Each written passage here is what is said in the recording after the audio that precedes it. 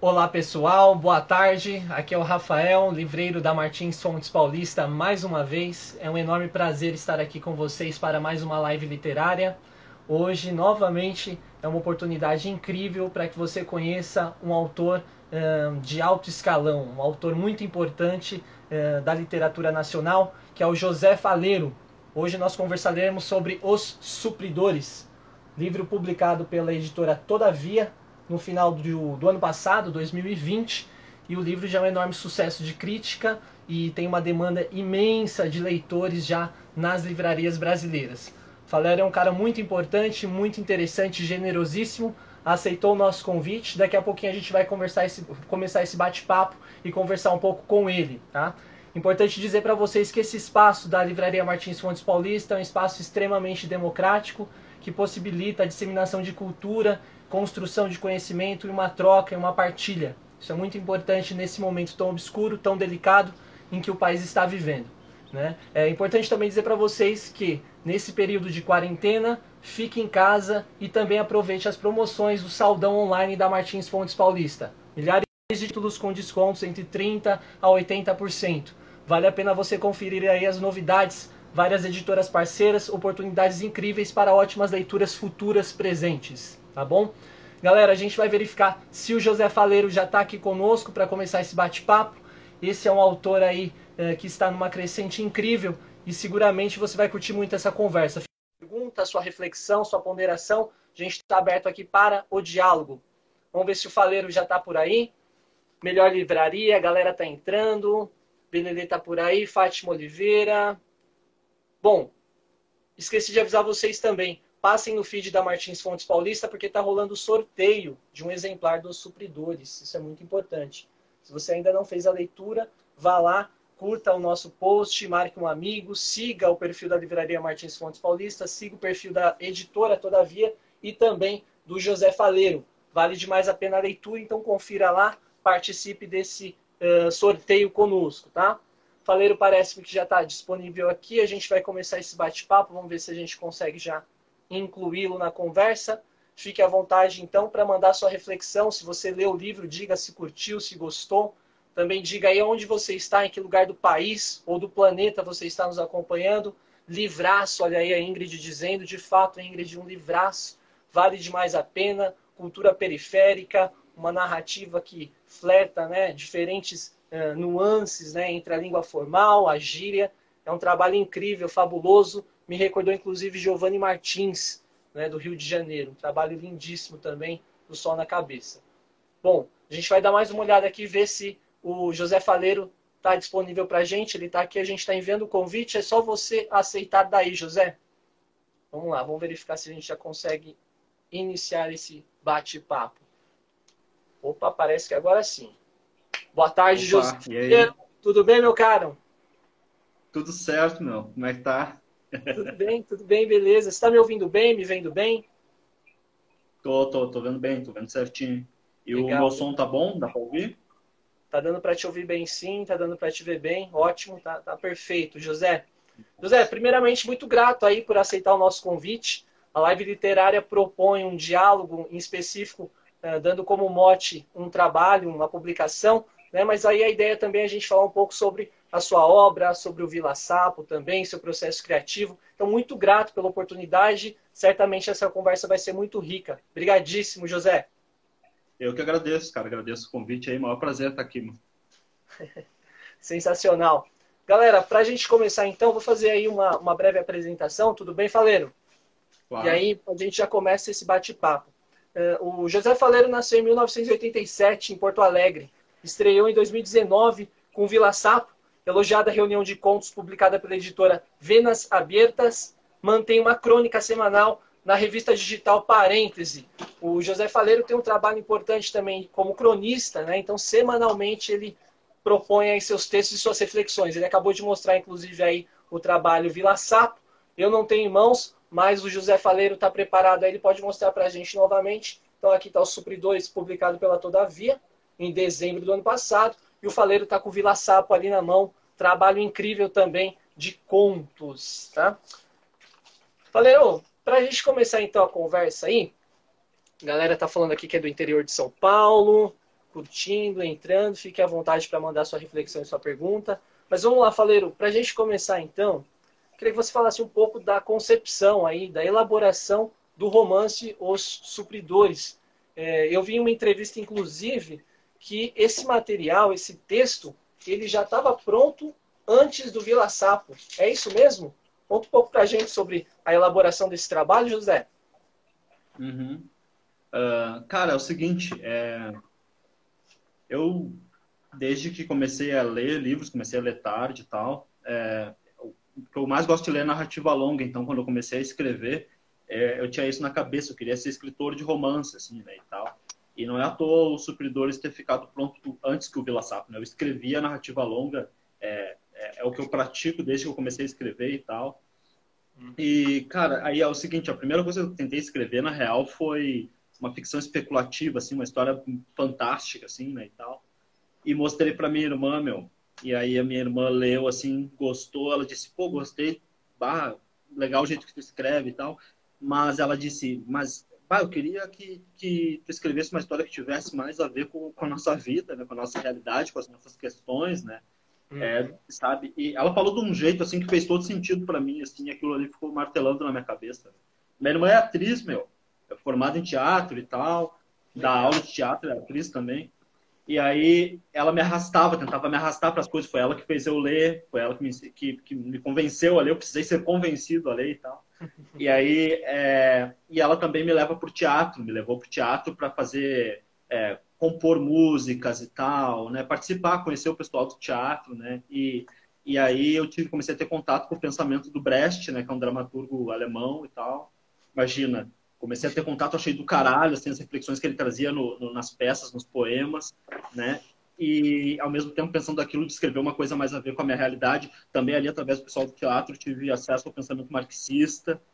Imagina todo esse caldeirão na minha cabeça, eu querendo escrever uma coisa que tivesse a ver com a nossa realidade, eu começando a pensar sobre as ideias do Marx, né, e tal, a coisa do Brecht, e trabalhando num supermercado ainda por cima. Aí fechou todo, assim, foi aí que eu comecei a conceber esse trabalho. Assim. De fato, ele ficou pronto antes do Vila Sapo, bem antes.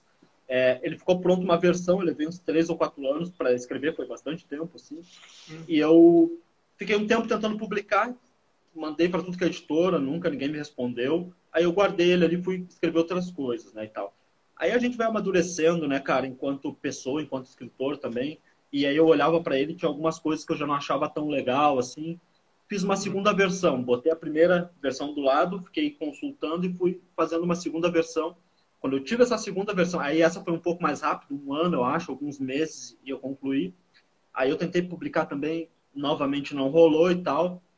E aí, depois de um tempo, depois que eu tinha lançado o Vila Sapo, eu cheguei a fazer uma terceira versão e deixei ela guardada, né? E foi essa terceira versão que eu acabei enviando daí para Todavia, né?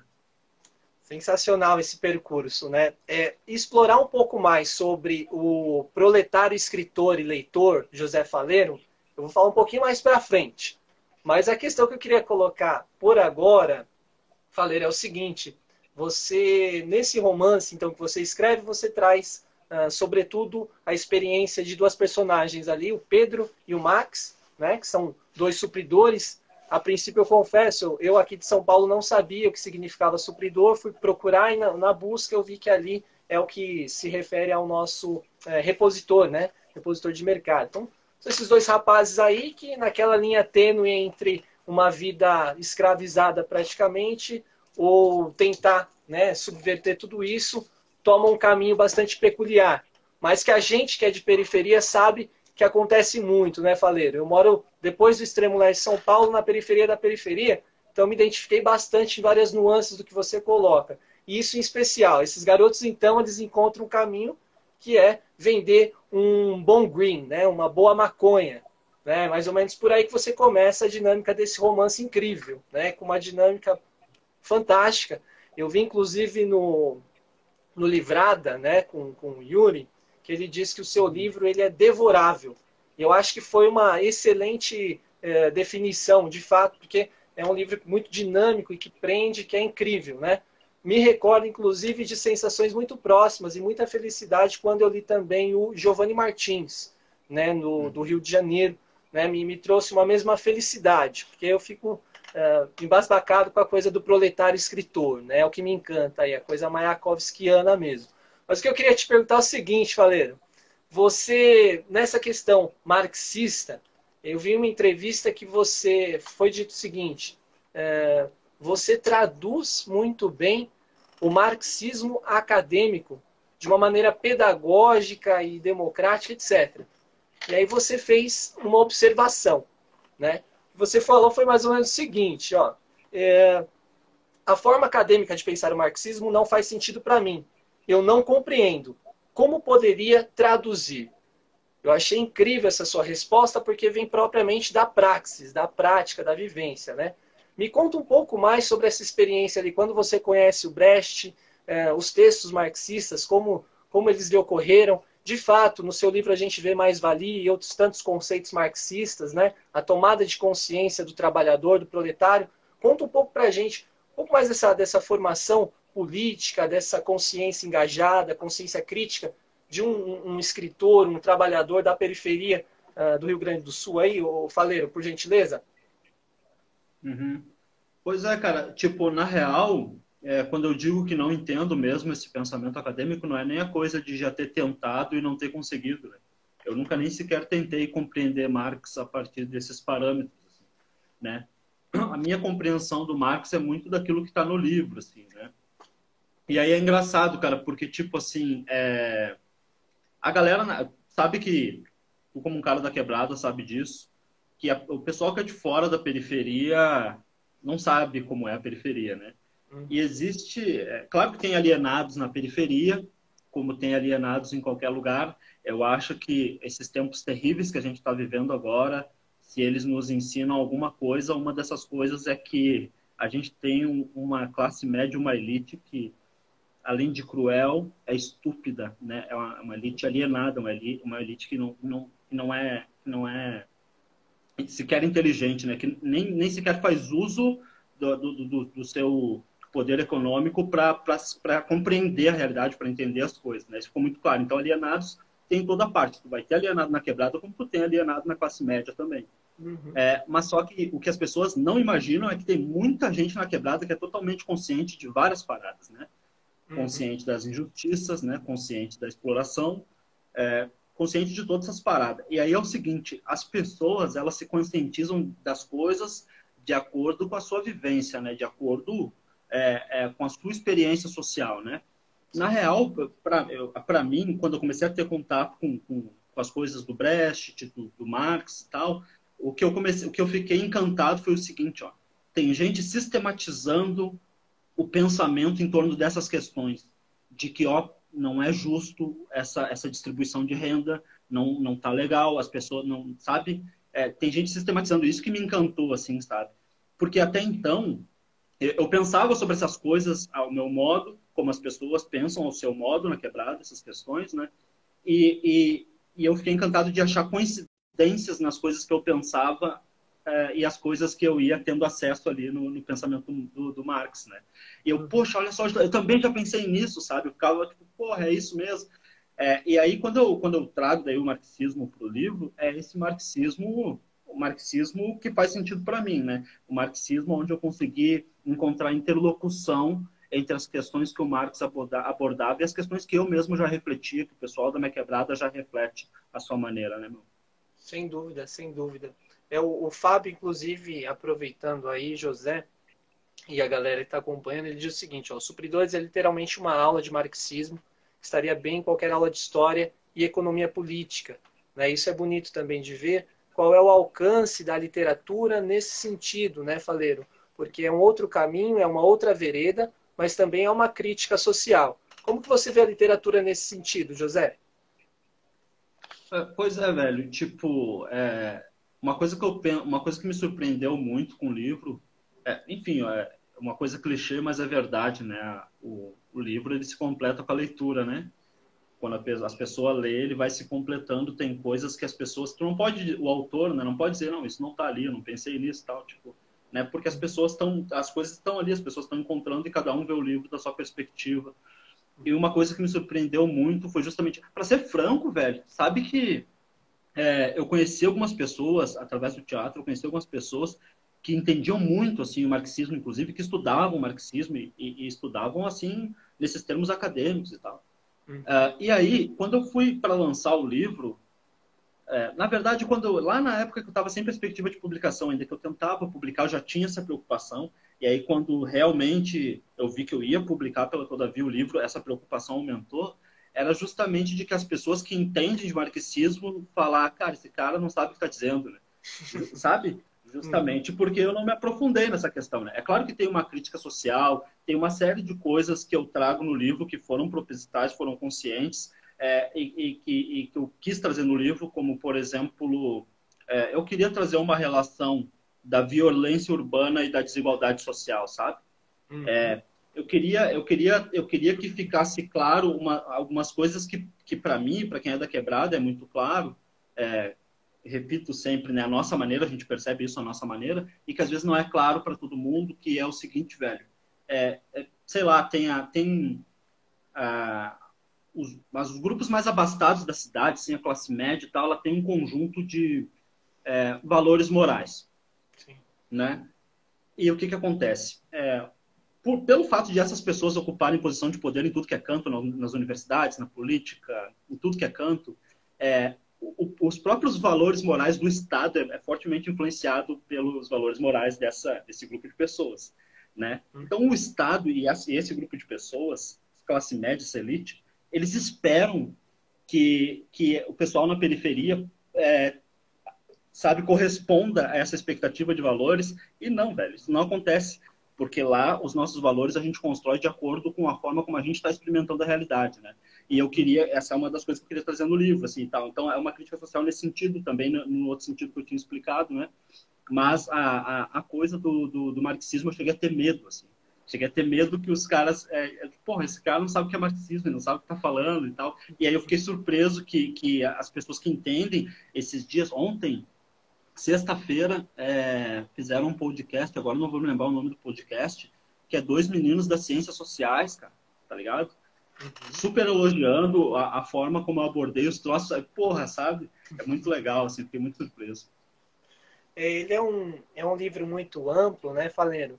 E que eu entendo desse modo, né? Quem tem essa experiência, que transita, né, entre a vivência na periferia e você diariamente corta toda uma cidade para trabalhar, né, para a elite, etc. Essa experiência de transitar nesses dois polos, né, e ser um escritor, isso para mim é muito interessante, né, pela questão da estafa do trabalho, né, da força do trabalho ali que você tem um esgotamento.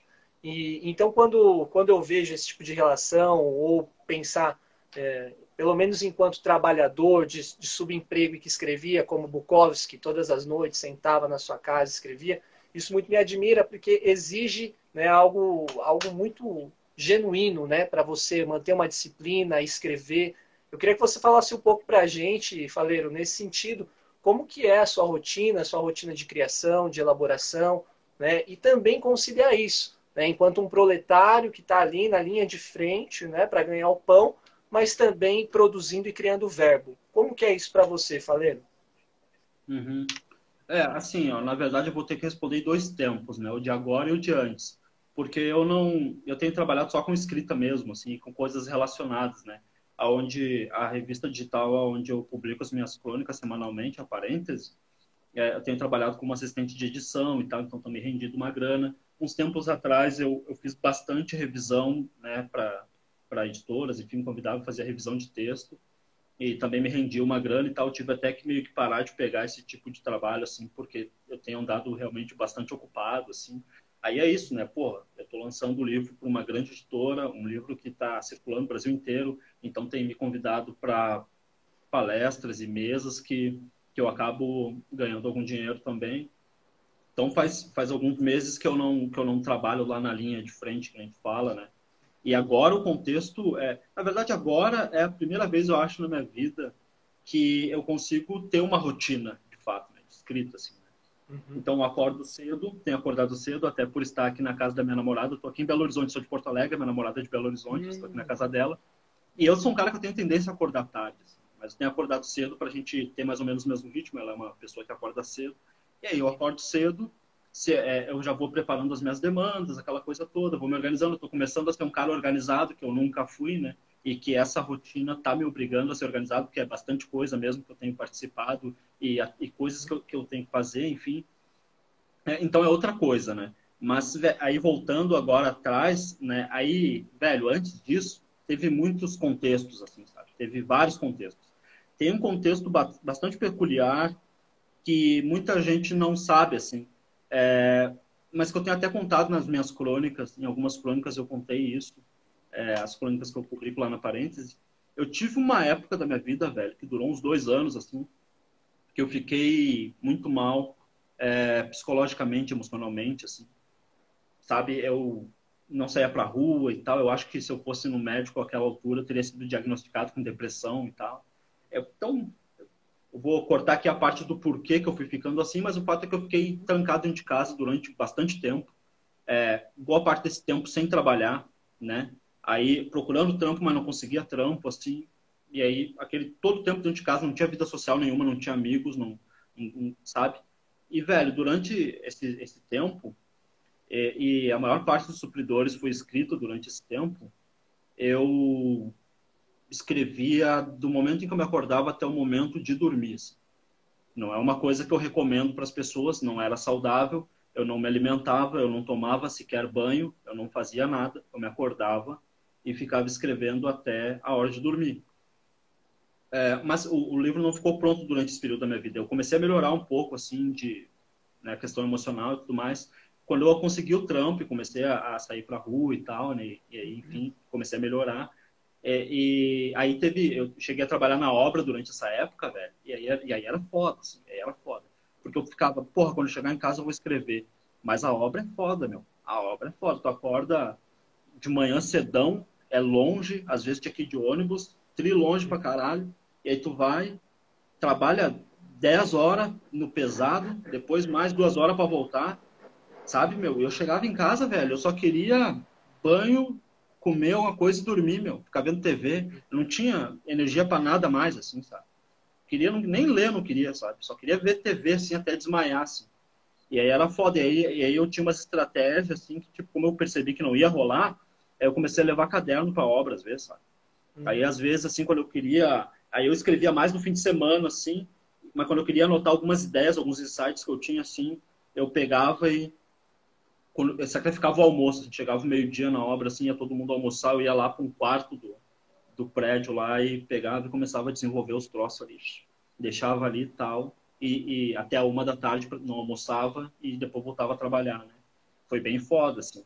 Mas aí teve um outro contexto, quando eu consegui um trampo de porteiro, que foi muito bom, assim, porque eu trabalhei 3 anos de porteiro daí, e seguinte, eu trabalhei 1 ano de dia e os outros 2 anos foram de noite, meu. E aí era foda, porque eu tinha a sensação que eu era pago para escrever.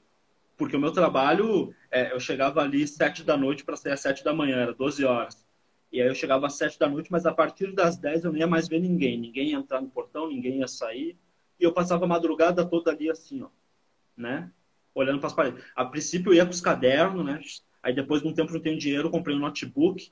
E aí ficava a noite toda, assim, ó, e ainda ganhava para isso, sabe? Então, isso foi importante para eu conseguir concluir os supridores, tá ligado? A boa parte dele foi escrito ali, foi finalizado ali. É bonito ver isso, né? É bonito ver porque a gente sabe que as nossas sublimações, as nossas leituras, são feitas no transporte coletivo ultralotado em tempos pandêmicos, né? E ainda assim a gente sublima, a gente escreve, enfim, cria sonhos, né? Isso é muito bonito, Faleiro. A galera aqui, ó, o Túlio Pascal tá dizendo, já pediu o livro de presente de aniversário agora em abril, ansioso para ler. Bacana, Túlio. Caso você queira ganhar mais um exemplar, vai lá no feed da Martins Fontes Paulista, curta a nossa publicação, siga o Faleiro, siga Todavia e a nossa livraria para você concorrer a mais um exemplar aí do livro, tá?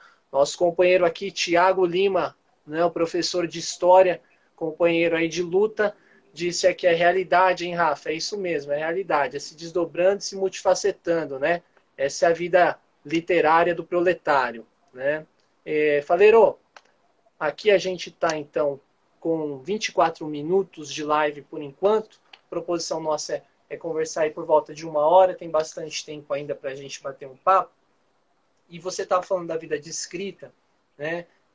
Eu queria só que você trouxesse um pouco mais nesse sentido, trouxesse um pouco mais da sua experiência, da sua vivência, que eu gosto muito quando você fala da sua formação através da música, né? Quando você coloca aí como algo muito importante, muito preponderante, o rap em específico, né? Uhum. E aí muito me recordou também o Jefferson Tenório, quando nós conversamos, ele também fala, né, dessa alfabetização dele através também ali do rap.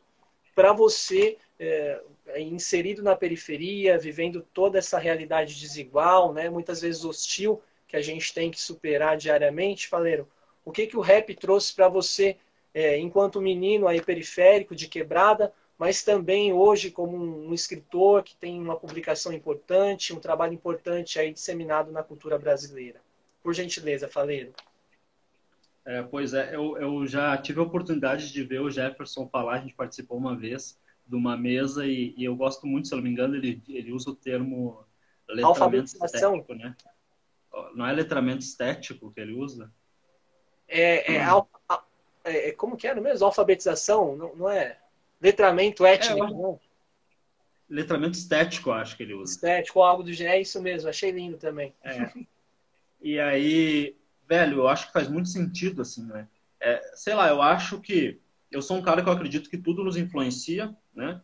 Tudo nos influencia, então, o jeito como tu experimenta a sociedade, o jeito que tu vive, a tua vivência, como é que é a tua relação com teus pais, com teus irmãos, com teus primos, com os teus vizinhos, com os teus amigos, né? Como é se tu sofre opressão policial na rua, quando tu tá na rua, né?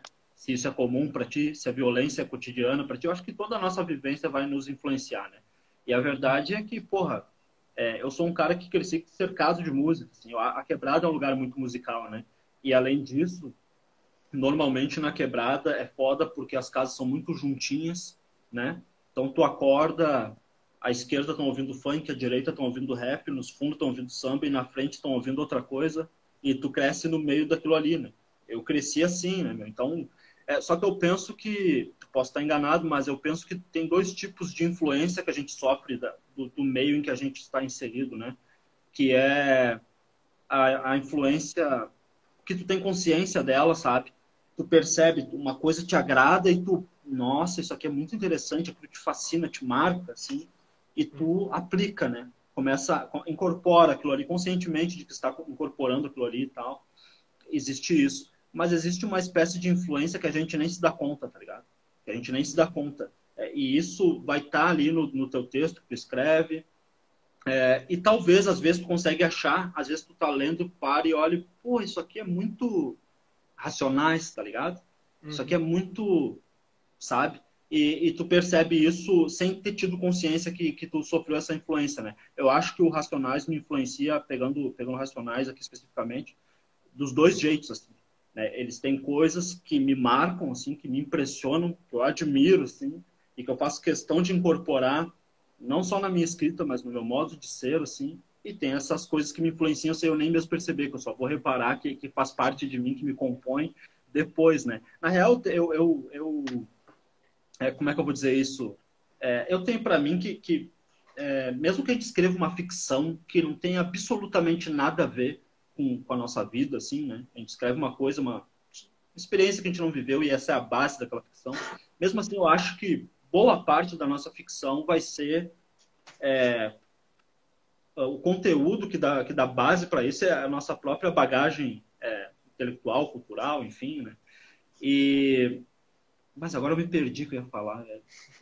Puxa, eu ia puxar um assunto aqui, me esqueci, só um pouquinho já vou lembrar. Tranquilo.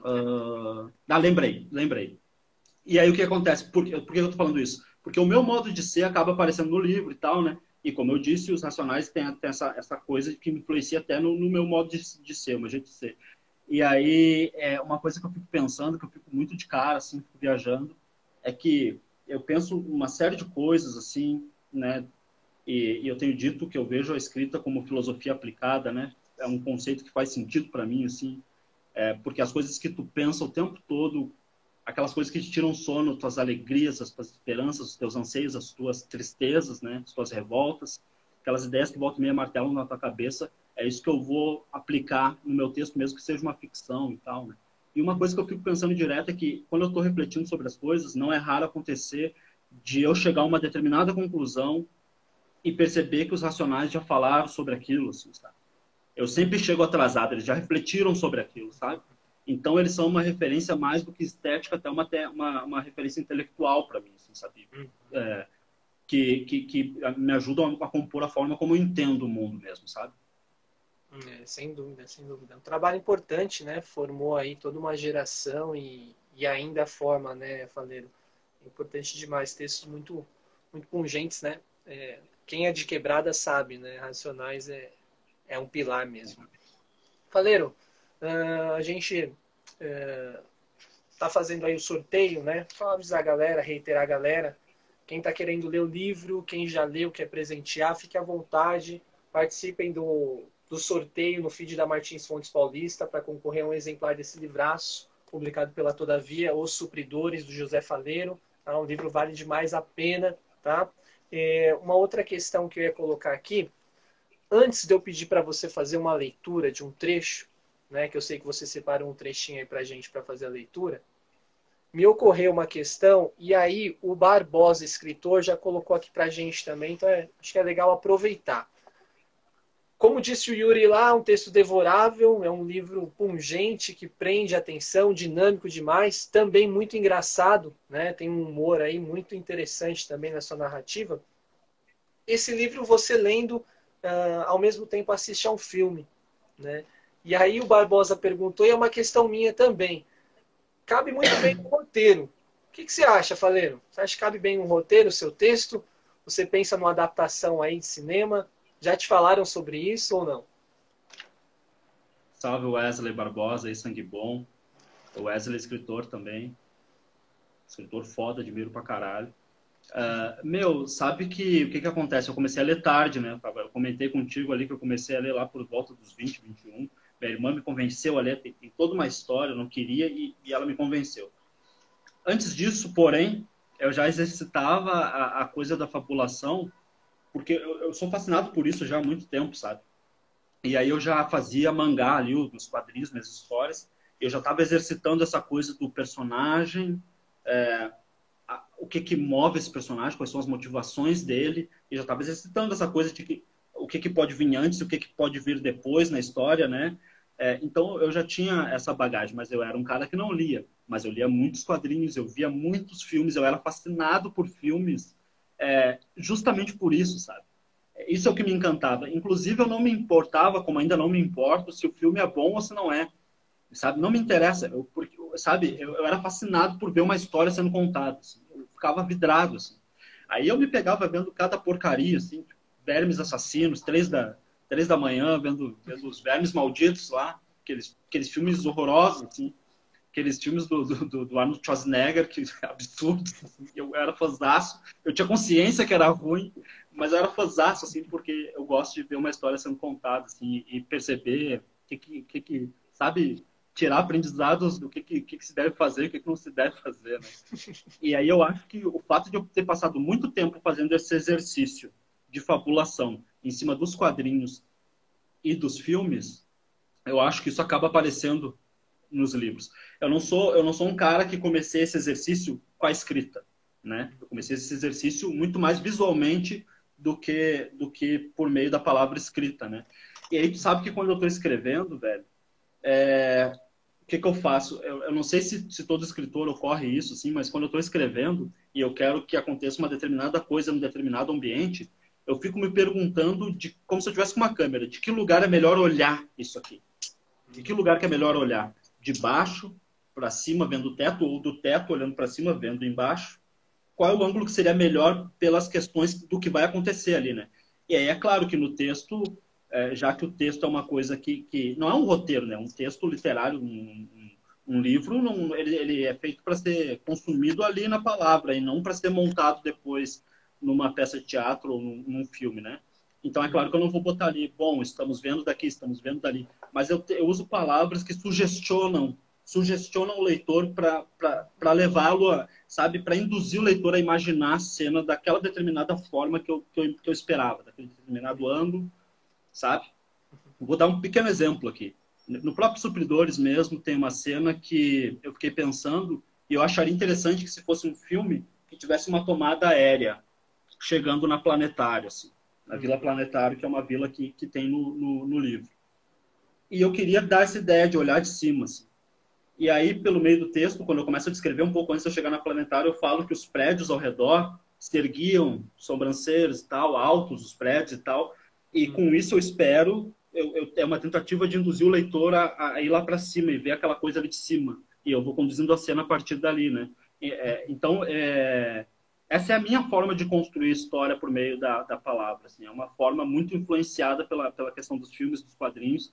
E aí eu acho que isso acaba refletindo, assim, isso é uma coisa que muita gente tem me dito, assim, várias pessoas me disseram isso, sabe? Algumas pessoas, inclusive, querendo, enfim, adaptar e tal, vieram falar comigo, falando, pô, é um roteiro pronto e tal, dialoga muito com o audiovisual, então bastante gente tem me dito e eu fico feliz, né, que isso apareça no trabalho e tal. Uhum. É sensacional porque nesse levantamento da adaptação, você acabou sintetizando um ponto que eu ia entrar mais para frente, né? Que era como se deu, né, a sua saída, o início ali no mangá, passando pela composição musical e desaguando na prosa, né? Esse caminho todo. E de alguma maneira você foi perpassando, né, pelos três e trouxe o que o influenciou e como influenciou na sua escrita, né? Os registros diferentes e as linguagens diferentes. Quando você começa a falar sobre em qual lugar, né, estaria o interlocutor para assistir, para ver a imagem, foi algo que me impressionou, porque eu nunca havia lido, há anos atrás, nunca havia lido graphic novel, quadrinho, não tive contato nenhum até então. E aí eu fui para o Will Eisner, né? E a primeira coisa que me impressionou foi isso, né? Os ângulos que ele coloca nas passadas, e quão impressionante é e quão dinâmico fica, né? E quão real, né? Você está na interação da situação, né? Então é animal, assim, como que essas sacadas vêm, a gente sente mesmo nesse texto, né? Os Supridores, porque você também tem uma forma de escrita muito bem acabada, né? Você é cuidadoso na minúcia dos detalhes, tem ali também um quê realista ali, né, na sua narrativa, que a gente está bem envolto, assim, é muito bom, é demais, sensacional. Obrigado pela resposta, porque foi uma grande questão assim que você trouxe e me sanou, né? Faleiro, vou pedir a gentileza, vamos fazer a leitura daquele trecho lá então, né, dos Supridores, livraço aí. Faleiro vai ler um trechinho pra gente, só para vocês sentirem aí a força do texto. Não é brincadeira não, eu até brinquei, Faleiro, num dado momento, se você me permite, mas é um livro que dialoga um pouco sobre um marxismo canábico, digamos assim. Eu tomei a liberdade de pensar por esse lado, tá? Vou ler então, velho. Vamos lá. Só contextualizando esse trecho aqui, então, é o momento em que o personagem, é o capítulo em que o personagem Marx é apresentado, e aí o Marx, ele descobre que a mulher dele está grávida de novo, ele tem uma criança pequena, ele não consegue cuidar direito dessa criança e a mulher dele está grávida de outra pessoa, ele entra em desespero, isso provoca uma briga, né? E esse trecho que eu vou ler é o momento que eles se reconciliam depois de terem discutido, né? E tal. O Marx e a Angélica, a esposa dele, né? Vamos lá. Ela se pôs de pé para que pudessem se abraçar conforme as circunstâncias exigiam. Foi um abraço apertado e demorado, cheio de significado. Naquele instante, uma leve brisa entrava pela janela aberta, fazendo as cortinas esvoaçarem de maneira suave e constante, e a luz que se filtrava nelas projetava ondas vivas nos lençóis dourados da cama, enquanto os pássaros lá fora cantavam com alegria, comemorando seja lá o que for que um pássaro possa comemorar. Poderia ter sido um momento mágico desses em que tudo parece tão belo, como numa cena de novela. Poderia. O problema era um som desagradável que fazia pesar tanto o espírito dele quanto dela, ancorando-os firmemente numa realidade que de mágica não tinha nada. O assoalho de madeira da casa, apodrecido havia tempos, rangia alto, sem parar, gritando por socorro, ameaçando ceder a qualquer momento, porque o pequeno Daniel, que era, antes de mais nada, uma boca a ser alimentada, corria faceiro para lá e para cá, gastando as energias, e naquela conjuntura, a lastimável verdade era que ou bem socorria-se o piso, ou bem alimentava-se a criança, já que, para as duas coisas, o dinheiro nunca dava. O que poderia haver de mágico nisso? Não há canto de pássaro nem coisa alguma capaz de trazer magia à precariedade total. É isso, né? É isso. É forte, é direto, né? É uma porrada. E esse quê de humor também, né? No texto, é um negócio que é muito... Dá uma dinâmica diferente também, né, Faleiro? Cara, tu sabe que quando eu... isso é uma outra coisa que eu tinha medo, sabe? O que que acontece? O livro tem humor, tem muitas cenas que enfim, tem humor, mas esses humores eles são intercalados por tragédias, assim, por coisas horríveis, né? Por uma experiência social terrível. E uma coisa que eu tinha medo, para começar, eu decidi botar isso no livro, construir o livro dessa forma, porque eu tenho a impressão que é assim a coisa na quebrada. Eu sou de lá e, do meu ponto de vista, claro que as pessoas têm diferentes perspectivas das coisas, mas da minha perspectiva é isso. A gente está no meio do monte de desgraça que nos acontece, que a gente acompanha, que acontece do lado, que acontece na casa da frente, mas ao mesmo tempo tem muito humor, né? Mas eu tinha medo, o medo que eu tinha era de que as pessoas encarassem isso com uma falta de respeito da minha parte, sabe? Como se eu tivesse banalizando aquelas tragédias, né? Dizendo com humor, dizendo que tudo bem, que não tem problema, né? Uhum. Cara, o que me fez manter essa forma, mesmo tendo esse medo, assim, que me fez manter essa forma, foi que eu não acho justo que esse peso seja colocado nas nossas costas, tá ligado? Não é a gente que tem que se sentir culpado por isso, entendeu? A verdade, meu, é que nas quebradas do Brasil, nas periferias do Brasil, inclusive na minha, o contexto que a gente vive é um unidunité da tragédia, da desgraça, entendeu? Uhum. Unidunité. Ó, teu amigo morreu, entendeu? Uhum. Ó, aquele teu outro amigo foi morar na rua, entendeu? Uhum. Ó, teu primo morreu, entendeu? Pode ser tu uma hora. Por vários motivos. É violência de gênero do homem contra a mulher, é violência institucionalizada da polícia, é todo tipo de violência que pode imaginar. E esse é o contexto em que a gente está inserido por uma série de questões. Tu sabe por quê? Pela desigualdade, por uma série de questões, né? E eu acho, porra, cara, as pessoas estão inseridas naquilo ali, entende? Esses dias eu fiz uma analogia, conversando com um jornalista amigo meu, e eu vou fazer essa analogia aqui de novo. É como tu fazer uma pessoa cativa, aprisiona essa pessoa, e tu vai lá todo dia dar uma martelada no pé dessa pessoa. No primeiro dia ela vai sentir dor, ela vai gritar, ela vai chorar, ela vai se revoltar, mas depois de 10 anos, velho, sabe, pode acontecer de tu dar uma martelada e a pessoa já não tem mais, já não consegue mais chorar, já não consegue mais sentir dor, sabe? Entende? E a gente não pode dizer que a banalização disso foi por parte da pessoa que é agredida, que é oprimida, né? A banalização é por parte de quem promove a opressão, de quem promove a violência. A gente precisa dar um jeito de viver, velho. Como é que tu, sabe? Sabe que as pessoas têm, todo mundo tem suas desgraças, né? Todo mundo tem.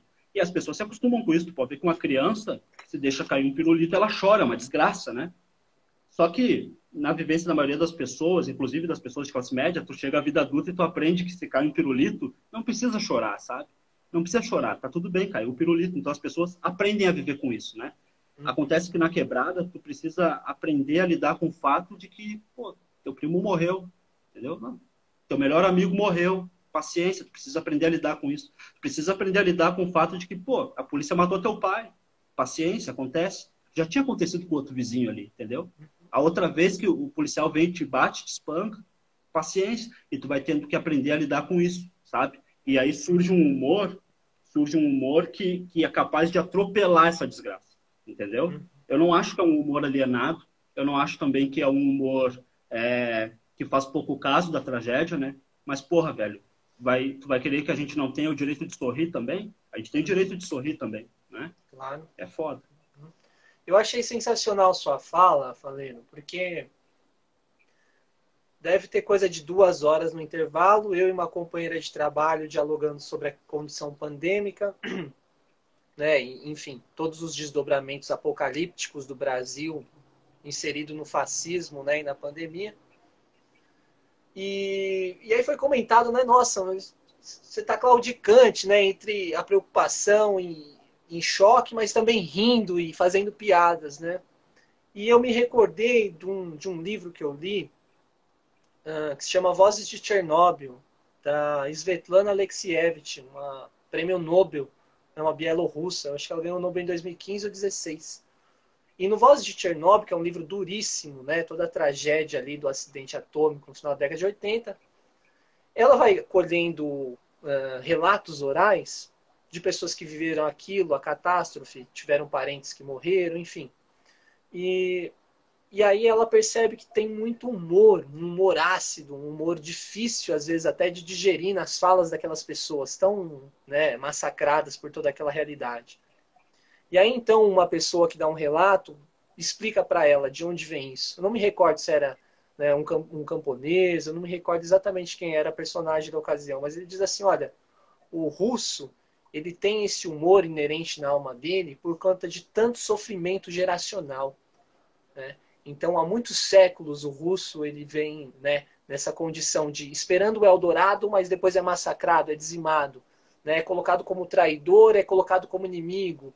E nessa volúpia, né, insana de sangue, morte geracional, é o caminho onde encontra, né? É o humor, é a piada. Então, é aquilo que sai mesmo, né, de dentro do sofrimento como resistência, né? Então, é engraçado porque eu vi esse Mas, paralelo, né, na sua fala. Achei bem interessante, que me marcou quando eu li, e você traz isso à tona de novo. E a gente sente isso no texto, né? Sente isso no texto. E uma outra coisa que eu queria te perguntar, Faleiro, já aproveitando nesse sentido, sua narrativa ela tem algo bem interessante, porque mostra um contraste, né? Um contraste entre uma linguagem ali, quando você coloca em terceira pessoa, pomposa, formal, né, ali dentro das normas, padrões, e já nos diálogos já é algo da rua, da realidade mesmo, né? Você faz o uso de gírias e de fato como é falado.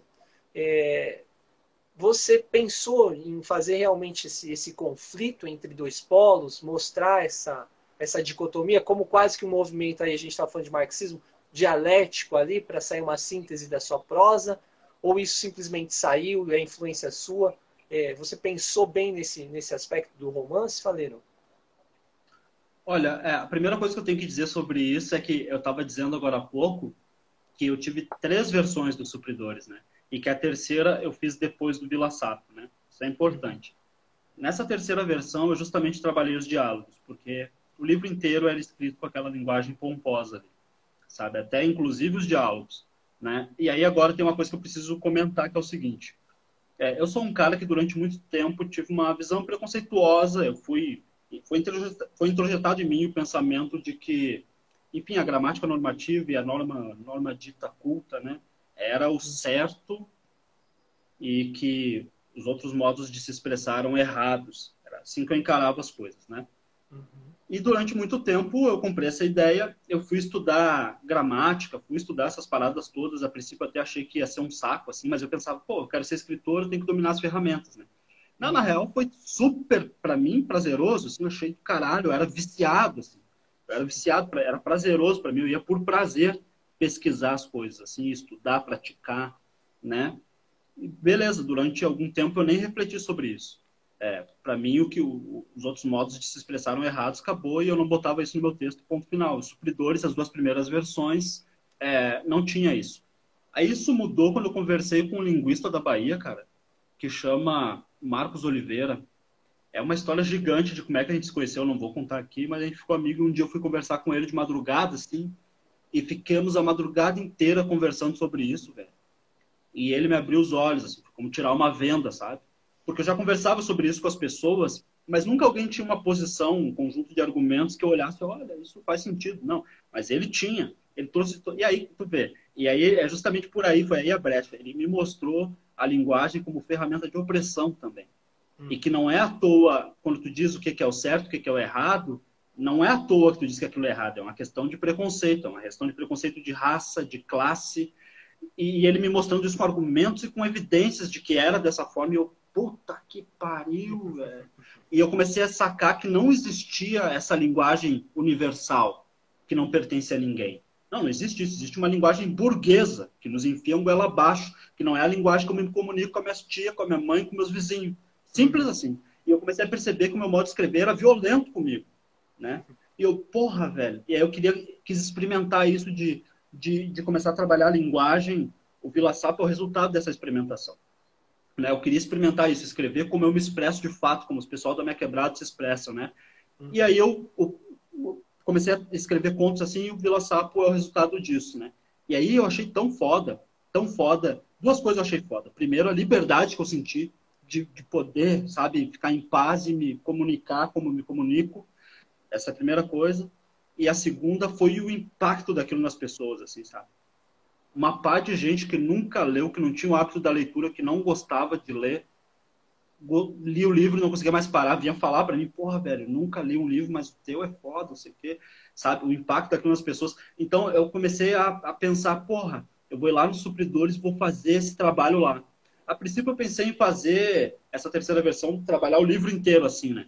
Mas aí é que tá. Eu não sou um cara que eu acho que tem que jogar a gramática no lixo, que a norma dita culta é lixo e não serve mais. Não, eu questiono ela, né? Mas eu acho ela maravilhosa, eu gosto de estudar, eu gosto disso. Eu não. A primeira coisa que eu pensei foi que era um pecado jogar fora aquilo ali, porque tinha muito investimento de energia, de tempo, sabe? Eram coisas das construções das quais eu mergulhava de ter feito, sabe? Então, depois que eu trabalhei os diálogos, eu percebi o contraste, velho. E aí me apaixonei pelo contraste também. Cara, isso é muito caralho, velho. Olha que bacana, porque a minha intenção era legitimar justamente a forma como as pessoas se expressam, né? Enfim. Uhum. É porque fica, né, um pouco, como é muito visceral, né, abrupto e importante esse choque, né?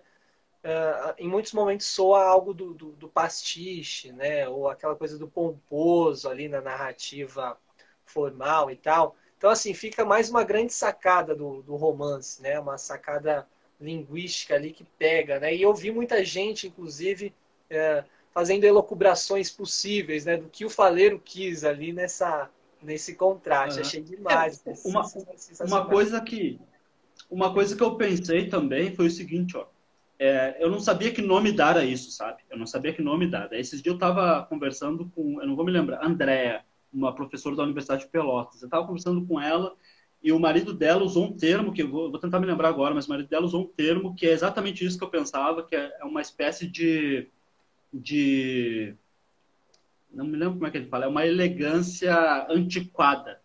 Era antiquado a palavra, era alguma coisa antiquada. Não me lembro como é que ele definiu isso, dessa voz desse narrador, né? Isso era uma coisa que eu pensava, eu só não sabia como nomear, assim, né? Que é isso, o que eu pensei? Eu não vou dar spoilers aqui, para falar a verdade, eu sou um cara que não me importa com spoiler, mas quem está nos assistindo se importa, então não vou dar spoiler aqui. Mas, levando em consideração quem é esse narrador, né? Quem é esse narrador dessa história, eu pensei que fazia sentido isso, porque ele é um cara que leu como pôde, velho. Ele leu o que dava. Essa é a fonte dele. E esse cara fazendo um esforço por parecer elegante no texto. Então eu achei que era cabível as coisas exageradas que tem, sabe? Esse pomposo, essa coisa exagerada que tem na norma culta, que é a tentativa dele de se colocar enquanto escritor a partir das coisas que ele leu, entendeu? Era mais ou menos essa a ideia. Assim. Uma sacada genial, né? É uma grande cereja aí no bolo do seu texto, né? Um baita livraço. Galera, você que acompanha até então, muito grato aí pelas intervenções, pelas reflexões, um papo super gostoso com o Faleiro. A gente está aí já com 54 minutos, chegando nos momentos finais da live. Só avisando para vocês aí, se você não foi ainda no feed da Martins Fontes Paulista, curtiu a publicação, marcou um amigo, seguiu o perfil do José Faleiro, da Todavia e da Livraria Martins Fontes Paulista, corra lá para concorrer a esse livraço Os Supridores, publicado pela Todavia em dezembro do ano passado. Um livro estrondoso aí, ele junto com Jefferson Tenório, Joca Terron, uma galera incrível que vem fazendo um trabalho fantástico, vale demais a pena a leitura. Bom, Faleiro, a gente explanou aí boa parte das questões do seu livro, do seu processo criativo, uma conversa super gostosa, né? E aí, como de costume, sempre quando é bom, muito legal, passa rápido demais. Então a gente está chegando aqui nos momentos finais da conversa. Adoramos estar aqui com você, conversando. É um prazer enorme conhecer você, saber do seu trabalho, do seu corre, né? E dizer que aqui do lado de cá também tem um proletário correndo que também se mete a escrever de vez em quando. Então você é um grande exemplo para mim e para a galera toda de Quebrada aí que tem um ímpeto de fazer um trabalho bonito, interessante. Então eu estou super grato aí pela ocasião, pela oportunidade. Valeu demais aí a você Eu que pelos agradeço. textos e pela participação. Valeu demais, Faleiro. Eu que agradeço, meu maior prazer estar aqui. Obrigadão pelo convite mesmo. Foi um prazer aí conversar contigo aí. E obrigado aí para todo mundo que ficou assistindo a gente aí. É nóis. Faleiro, você quer deixar algum recado final, algo que a gente não tenha abordado na live, que você queira dizer, dar um recado para a galera? Fique à vontade. Tem sim, meu. É que tem uma par de gente que me procura para perguntar do meu livro de estreia, né? Os supridores dá para encontrar em várias livrarias e vários sites de livros, enfim. Mas o meu livro de estreia é um pouco mais restrito. Aí quem tiver interesse, a gente está distribuindo para todo o Brasil. É só falar com a minha companheira Dalva Maria Soares, aqui no direct do Insta mesmo. É assim o perfil dela, ó. Dalva, M junto, né? Dalva M, underline S. Dalva M, underline S. Fala com ela lá e encomenda quem tiver interesse aí. Show de bola, galera. Então, não deixem de conferir aí o trabalho de estreia do Faleiro. Comprem lá com a Dalva outro livraço dele. Nesse caso de contos, vale a pena a leitura. Demais. Tamo junto, muito grato por acompanhar. Compartilhem aí com seus camaradas, com seus amigos e amigas. Fiquem à vontade para curtir desse deleite de conversa literária. Valeu demais, Faleiro. Valeu, galera. Boas leituras. Fiquem em casa. Cuidem-se. Até mais ver. Nice. Até mais.